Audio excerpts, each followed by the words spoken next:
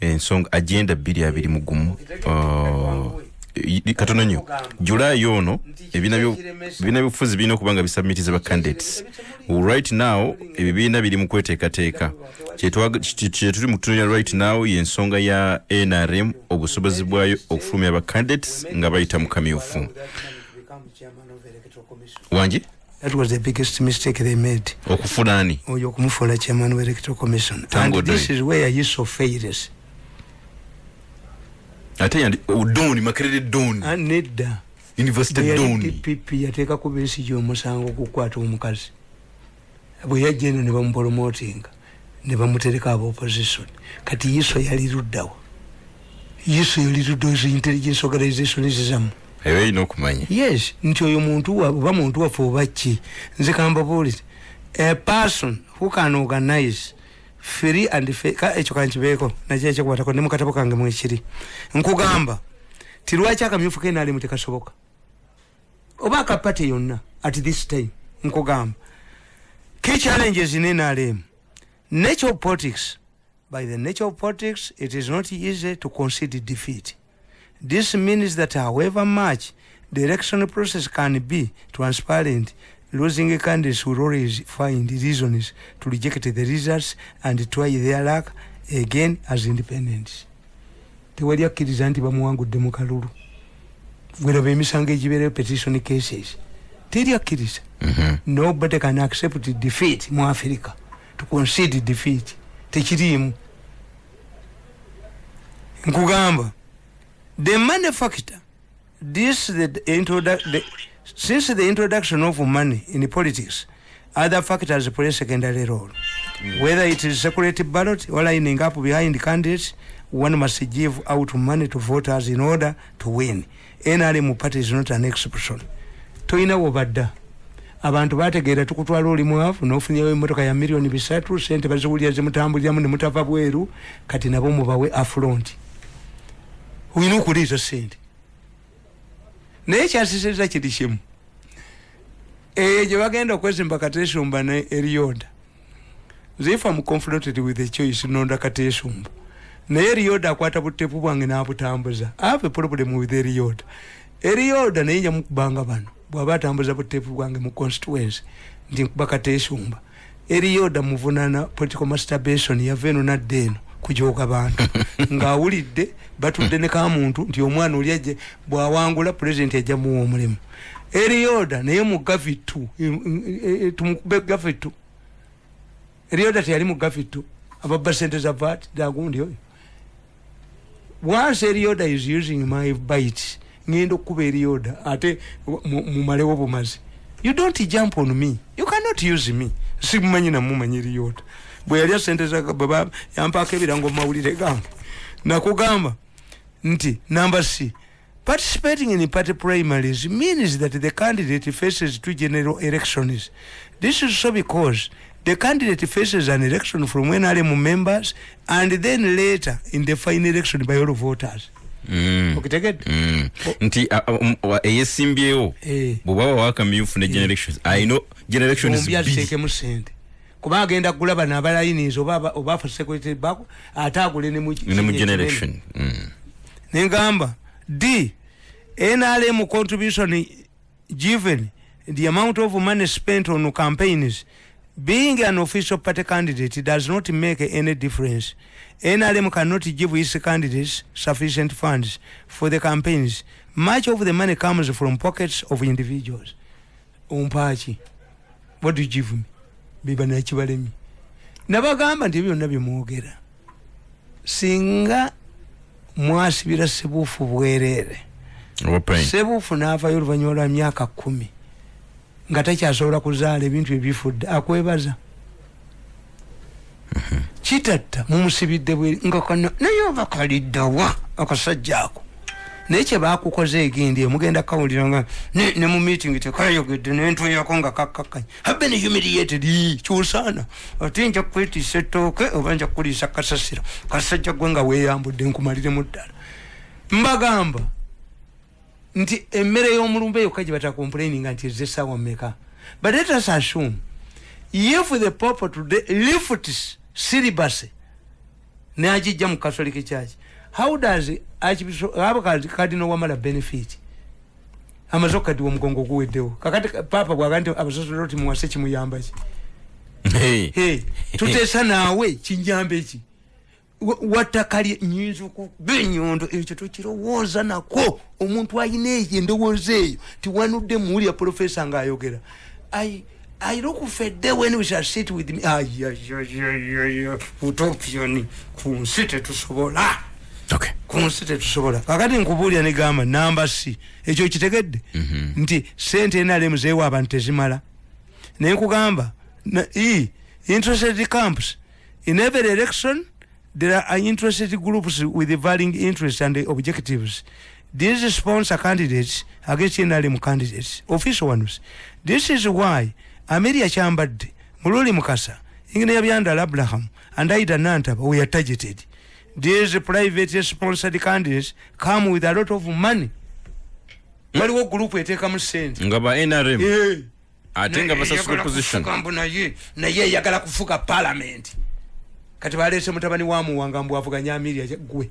Family ya mwe ya aliwa Muwanga ki olukunga na lwasoko okubo ye mutani wa Muwanga bamuwalawe agenda alukube wali kugundi we batiranga abantu mu mawokota waliwo we batiranga abantu Muwanga kigogamba family yo ya gundi webake naga mutani wa Francis Walugembe juko yajja nangamba muzeyi yatusuubiza ebintu naye tebabituwa Mbugati okujja konga hiya abibeweredde gwe family ya mwe bacha atenga baba chaisira bwe family ya Francis Walugembe Mutesa mu kitabo kitayogera konti yayine mundu ekolera ku masanyalazi. Naye bagamba Walugembe James Walugembe Francis Walugembe yabuli Robert nke mundu ya Mutesa ekolera ku masanyalazi ne bagajja kejinja. Baachawe nyumba eyo ne yasekanyo ne yapolo Muwanga ne abatalinga ya zachayibo. Jayengalabi mutani wa Muwanga jayengalabi. Oba oli makerere sirika muwunya nnyo. Family ya mwempozi ali bamuzukulu wa nakana. Ne yemwe nga n'obuwanga abantu bannavunda.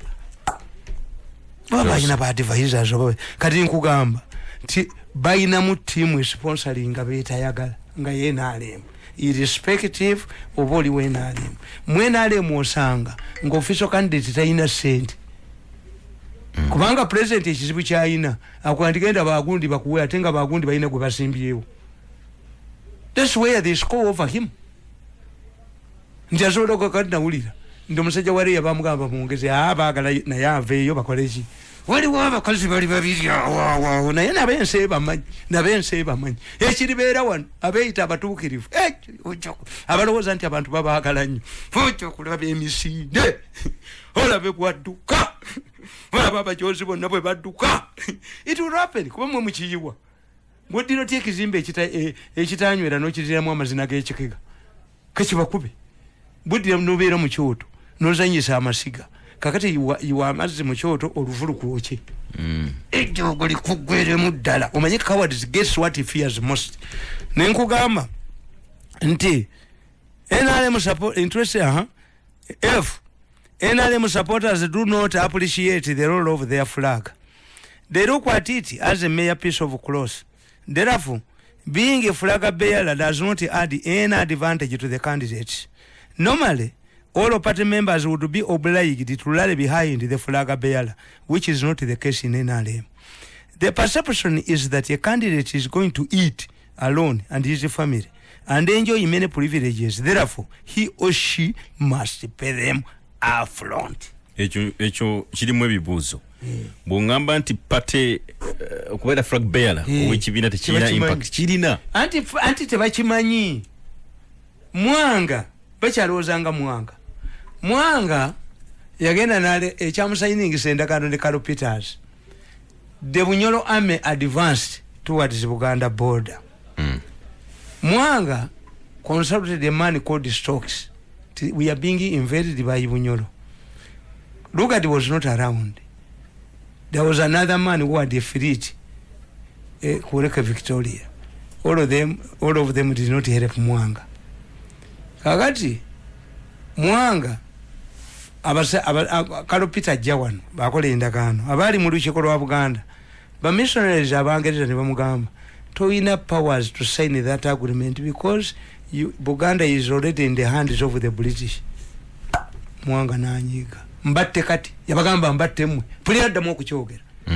When Bwiino was attacking us, your stupid allies, the British, I talked to Stokes, I talked to this man on Lake Victoria. What did they tell me? Raise the British flag. Echigoye obugoye. Tebatu wayene yadolu batulwama yinja. Kakati mwanga bali bamugamba abangereza. If you want to stop the advancing Bwiino army, raise the British flag. Irene Mary's omuziraba Chinese flagged ship kitegeeza nti kati awo China yetambula gikwateko kati omuddugavu flag tagimanyi no kuba tetwabikuliramu ye yakiyita kigoye bugoye. Why he did not understand international relations? Once something is flagging off baga bemmere flag off temukitegeera. Flagging off techina tina chetuyita tools of authority. Bota Ukraine bajita bati mu Luganda Ukraine Ukraine bajita bati ngali yafe ngali. Yes, Ukraine ngali is a tool of authority bojita oba olumbye Uganda. Coat of arms, national anthem okujja kabazi abagundi be babimanyi. Abaserikale bajja basatu nga bajja kujjayo bendera ne bagikubira salute ne bagiwanula mu ngeri y'ekitalo ne bagizinga singa egwa ku ttaka ono wookusatu akuba musasi. They respect the flag. These are tools of authority. Naye abantu tebazitegeera. Kakati fulaga beera wenaalemu tebamumanyi. Ekyo kigoye kye kirunda kiva ejjinja yatambulanga nakyo ng'ayina idea eri. Katuntu yamukuba n'amwogoloza. Bali si fulaga. We are not used to that level of understanding tools of authority. Kubanga democracy of flags is not our part. Tali mu history yafu. Kakati nkugamba. Na future benefits, not all NRM candidates make it to cabinet. Therefore, there is no loss if a candidate opts to run as an independent in the current situation. Independents sign memorandum of understanding with NRM and become ministers in the government. What do I lose? An independent man signs a memorandum of understanding and becomes a minister. Atengo wapate ya wapate kadi utulula. Kakati kerezia yinzo okugamba wadde Petero yalita somi yalita kozeeki nti obukulembeze bwekerezia kati omusajja talinyangako mu seminary yagenda mu seminary n'emulema. Then what's the purpose? Wano mugisa muntu nona Peter balete ekiteeso ng'ebyo ebiri e Kenya. Ministers should not come from parliament. Nembabuuza what's the highest trophy somebody fights for? Every MP would like to be a minister.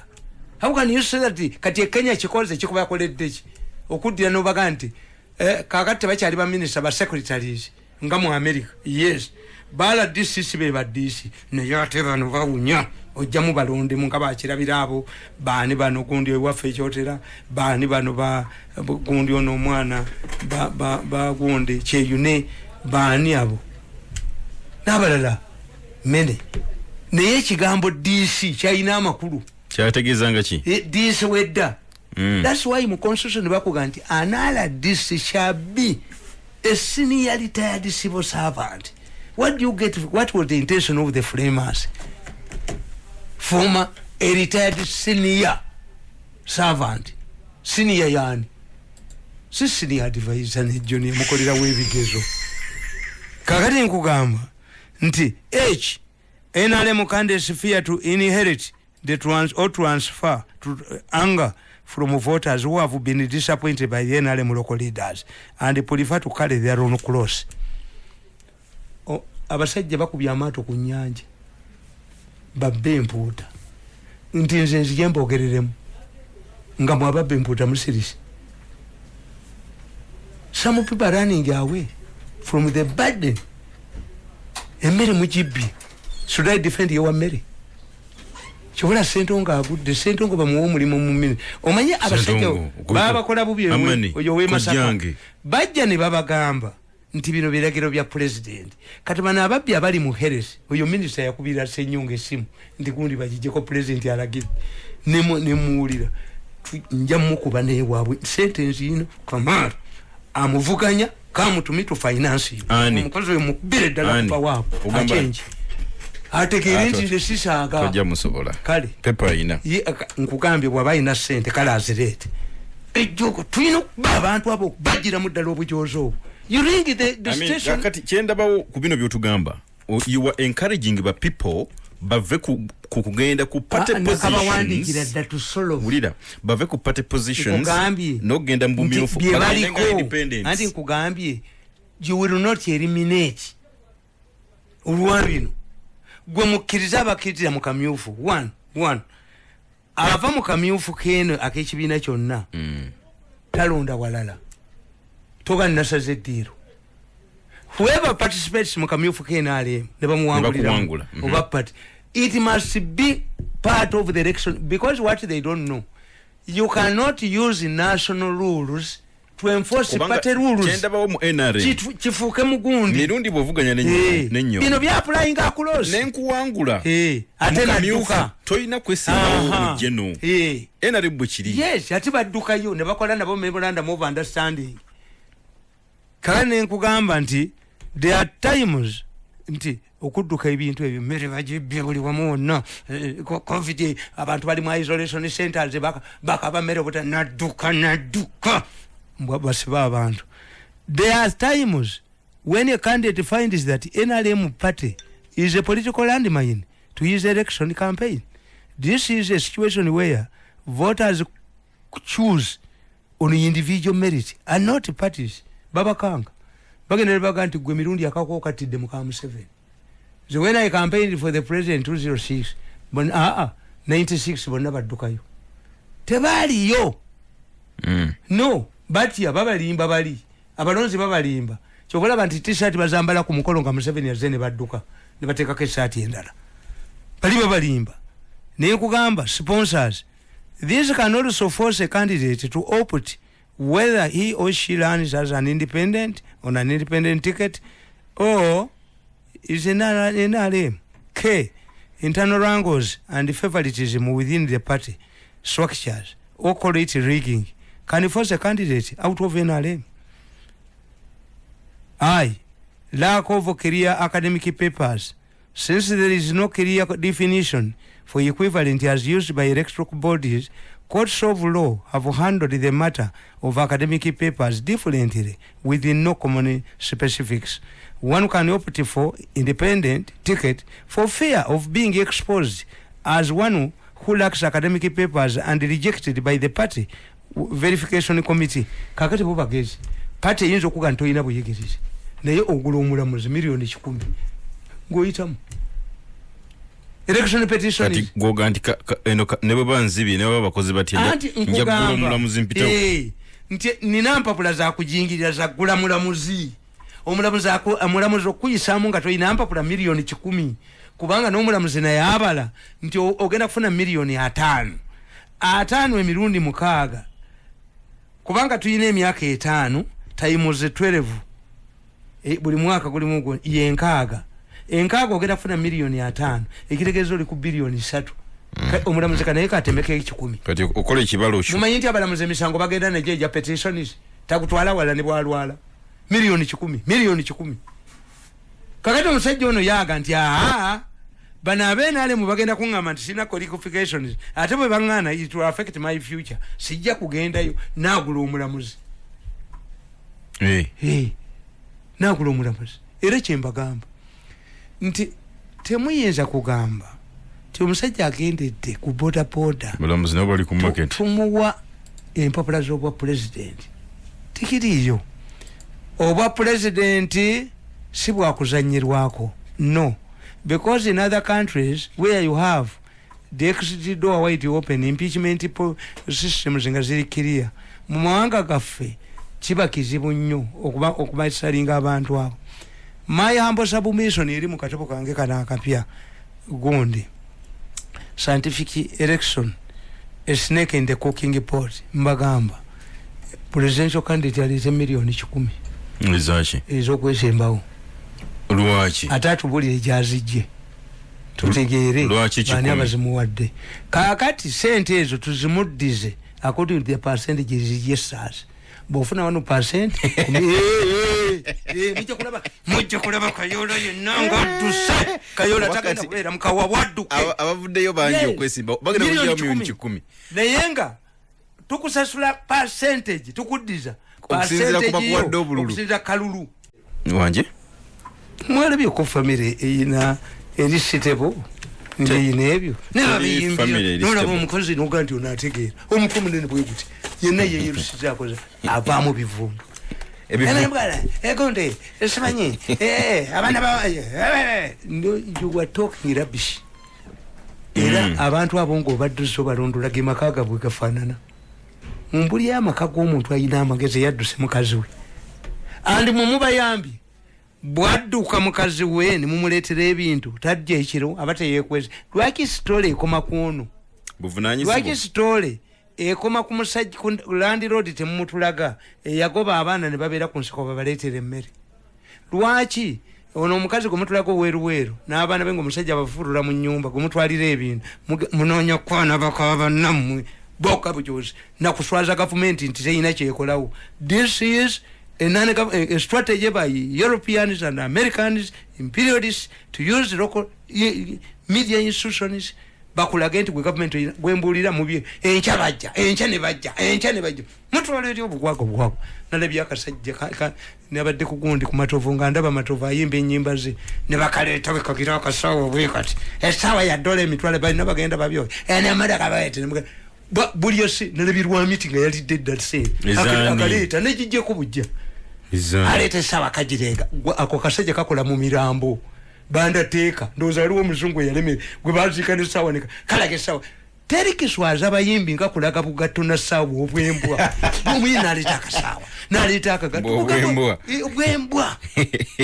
niyo kabula gobugulu umanyika tonda abaya kaguze katonda yakola ebintu kabakaki waliwo abantu abayimbi abasinga bayino obugulu bwante manye nti banene wagulu nga ate obugulu bwayo butono obulaba bwe mugazi munene wagulu ate obugulu nabulaka abantu bugulu bwanti bayimbi mujje mbasomese echi that's why baba ne baje basabe nakunama nakola kinaka kakati nkugamba nti another important factor is the fact that President Museveni has been promising jobs to those who live other NRM candidates by withdrawing from the race. However, many of those who are promising jobs have no jobs because there are no jobs to accommodate everybody. This means that this will not work at this time. President Atero Baganti munyumba ya chitange bisenge bingi. But where does he get jobs? Navamu n'abanoonya nze bansubiza nveemu kati nayo gundi nti soko kayingiremu si President Museveni tajja kukiza kabasi kweyuza na sekikubo ajja kuyita kabasi amugende gweremera ku bwa minister. Is a strategy. Kafere byakafero bituse wa Museveni mbubali esente. Achibisopolwanga baloya be bamubye mbu agenda wa Museveni go to court. Ni Museveni munamubba kutuuka ki kuba abali mu state house be babigamba aba mawulire nti everybody who will fail to settle issues, family issues, will rush to Museveni. Kuba complicated, fatu ite to be. No. Archbishop Rwanga Yakaya the lawyers, Mayika Company Advocacy and others. You agreed. Before, where is the agreement? Oloza nti abo baloya basobola okusaba sente zikutegeeza ti Netekateka valuation ya linfu.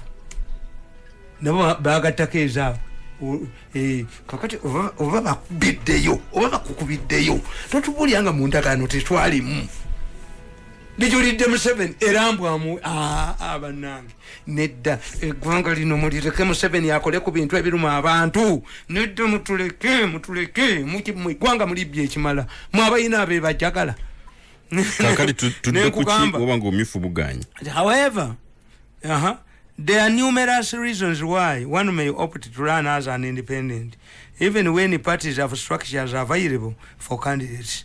Some candidates still suffer from the movement mentality, where everybody would be allowed to contest without going through primaries. It should be in the interest of all political parties to ensure discipline. The problem of independence cut across all political parties. And I would suggest that a law should be enacted by Parliament to the effect that anybody who participates in a party elections and loses should not either run as an independent or join another party. Likewise, a person who participates as a voter in party primaries cannot do the same in another political party. Authored on Friday, 7th February 2020 at my residence in Chengera. Kakati bakutuka ndipo munakola mutia. Te fokitazi nyingi. Bobo genda okunono omukazi wonga yanobyenze sisobola. Waberawo abefuula abako. Omukazi akubwa mbwaleme kuddayo.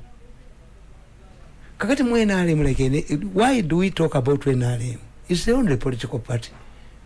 Lwachogamba only political party. DPA kuma history fulaga ntu atandika lukumulenda atanu mwena.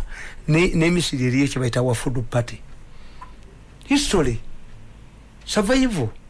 Kubanga president mbagambye nti yaleta system etaliyo obote bayimba owa DP talifuga n'obutongole talibulya. Naye omusajja yayimba oluyimba olwo bano kutte bakimanyi. Omanyi nti bamusaza musumeni. Nayo ojja kulaba abajoze nuni, abajoze amata, abajoze nye. Ng'abantu bategedde nti bibyo nabibyo, bwogenda mu nnyama, n'oleeta kalantini, bwogenda mu nnyama, n'oga nti abasajja bagiyeko eddagala ly'abafu, era gwe ogibeeremu wekka, bwogenda mu nuni n'owere ennyanja. Wembadde njagala otutunuze. Bwe zibanga ebibiina by'obufuzi. This money I write a book for you from bwe zibanga political parties right now. To capitalism. Ulira. Bwebanga ebibiina by'obufuzi mu kiseera kino tebisobola ku holdinga primaries. What are we going to do? Ati the Gambia kiriza abajja abatajja baga don't organize primaries thinking that they will not be independent. Anti kati by independence bagenda kumeruka. Era bagana kwefunya chief whip waabwe. This is a reality. Is a good from the movement system. Twamala na yemi yake emeka. Toshabazayo. I'm a bit perturbed. Kakati kino Bwiino kyalese kyekitya. Kuba kati bo bagenda batade wakakiiko. Kagenda balonde balabe ani asinga ku ground basobola okulonda. I've told you Museveni tayina bamuvuganya. Museveni tayina bamuvuganya. Kyekibye kiriwo. Kati bana abaka ba parliament bagala omwesi bako. Efa tulese yi mubadde mukola byabusiru. Kavava. Nabagamba abaka ba parliament yabo. Nti you see Museveni is carrying milk which can be transported legally. You MPs, you are carrying marijuana, you are carrying walaji which is an illegality.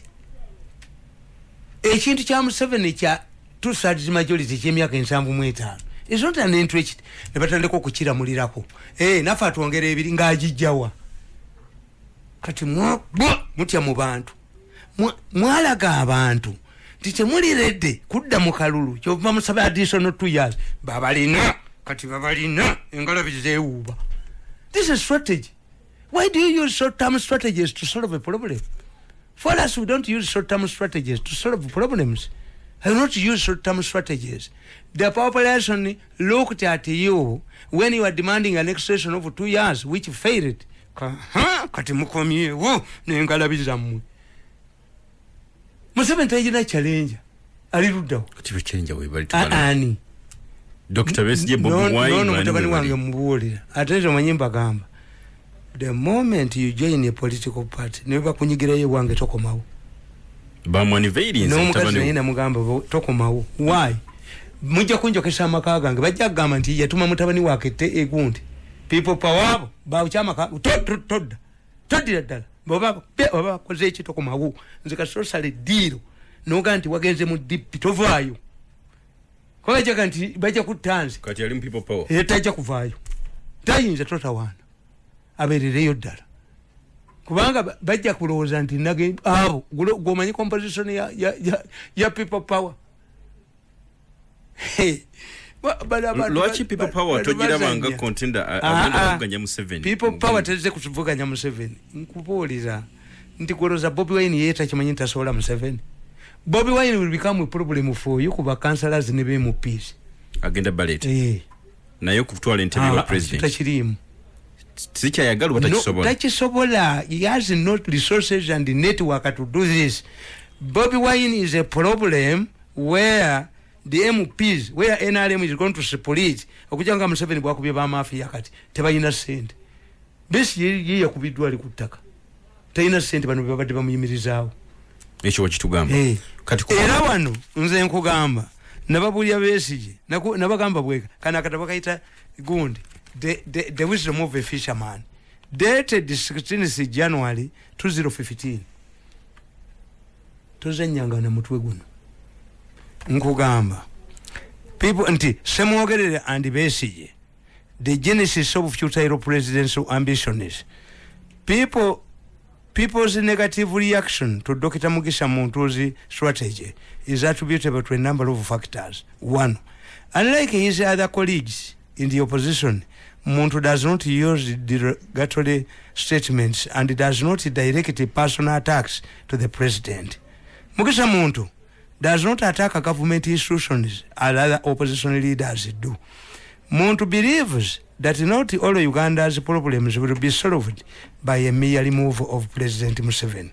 However, this is bad news to other opposition leaders. For example, Dr. Besigye, we have to understand what influences their attitude towards the president and why each of them is using this or that approach. Mugisha Muntu ne Besigye banjawulo. That's why Mugisha Muntu does not excite you. Mugisha Muntu yakola ensobi. Yali koze enganze yali lemedde mu government nembabazi bana abaana bwe baba kubanganga mu muddu bi abaana bano nkabatera Museveni yaterenga Museveni yababiga yabatera yababinga yatera mafia yaji chomya titera yaji mwe mwadduka butu biyo tebayina kudduka bana abaana bayina kudduka kuba ebikolobero bibakoze n'okuba abantu mawuliyeko n'obonoona nti ojja kusula wano obugalu bindibu n'okuba wa St. Lawrence nti yaleka abaana kubanga ozimbye ebizimbe nanzika universal jegwe oya yina kutema butemi bali badde beyambisa embeera eno tuliroketi kakati bana badduka Mugisha Muntu yali badde mu government nkugamba. It is a strong belief among the Baganda that a snake resembles the environment under which it was reared or hatched. If it was hatched in a green environment, then it takes the green color, though I do not know whether this is scientifically proven.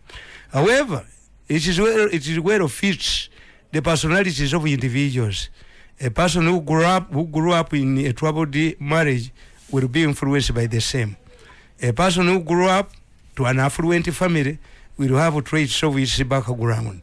And a person who grew up in a religious family will take religious norms seriously. It all depends on how one was nurtured. Therefore, this can be how Dr. Besigye came to nurse presidential ambitions. It was because some of NRM leaders made him believe so. For example, in 1986, when Kirunda Kivejenja was asked in a weekly topic interview on who was likely to succeed Museveni, he pointed at Dr. Besigye. Such statements and utterances adversely affected nerves of individuals. Since then, Dr. Besigye's self-presentation and attitude towards his boss changed. He looked at himself as an apparent heir. Remember, the NRM government had just taken power. Thereafter, when Dr. Besigye was put on Katebe, he looked at this as not a mere disciplinary measure, but an attempt by Yoweri Museveni to block his president's ambitions. Remember also that Dr. Besigye had worked in very influential positions. He was the Minister of State for Internal Affairs, but with more power, influence, and clout than his former boss, Dr. Kawanga Semogerere. Some few incidences demonstrate powers that Besigye had during that time, including those when he would easily overrule his boss's directive. While in power, a certain minister in power as certain minister, treason suspects who included Dr. Andrew Kayira were arrested and dumped to New Zealand maximum prison. Dr. Semogerere wrote a letter to the authorities in New Zealand directing that although they were suspects, medical attention and special meals should be provided because majority of them were elderly men with diabetes. Upon learning about directives including the above mentioned favors, as contained in Semogere's letter, Besigye wrote another letter directing authorities in Rosira not to implement Semogere's directives, claiming that those were criminals who should also be treated like any other criminal.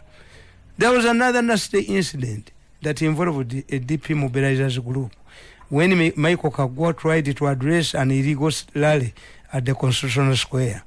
Chiza Besigye directed that a police helicopter be used to flash out to them, an action that consequently resulted into one of the organizers called Chigundu getting blinded by the dust raised by the helicopter. Chigundu later died a blind man. So, remember that while on Ukatebe, Dr. Besigye started looking for political allies to unseat Museveni. He authored a document and later made utterances, all of which were directly attacking the president. He believed that the removal of Museveni would propel him into power. This has eluded the medical doctor for a number of years. Bili kuminita. Nabagandi Mugisha muntu Besigye baawukana ne Bobi Wine baawukana. Baawukana bakubano bakazagirizi bakawawa abagala video na milioni 10 olabeka wawa bwaduka kawawa ava kunte milioni 10 kiteeka yo mwereketo commission tujazisa lako kusinza ku bululu bwofuna Mugisha muntu ayawukanya mu America the moment an American presidential candidate registers 10% of the American vote, some of his programs are financed by the federal government. Twakole milioni 10 olabenga labi bwezeduka ezinonyo okwewandisa mbaze kubeko mawulire milioni 10 kikwato kitwaleyo ngatoto bolide yo kijje olabezika uluga siduke tobalabayo zikawuluga toziraba yezizanyo obuzanyi mbona yakimye agende akuboda bakogereko nako bakogereko bulala bononya kuzanya video milioni 10 olabezika wo ziduka olabeka wo bwafa kunti milioni 10. Abatakisi bwebala bechema ngagantizane 15 ate wali wajirinja era fe nalinyanga takisi nga bwemba kama mugambeza na 15 nga besenda nga zimalo kuyingira ngapaka ndikale nabe biri muyingire nga nalinye nayingide comfortable baffe tuyine kye tuyita consumer surplus kakachinze era ku 15 motoka ya takisi egende esatu era ku 15 bato nanye ganyo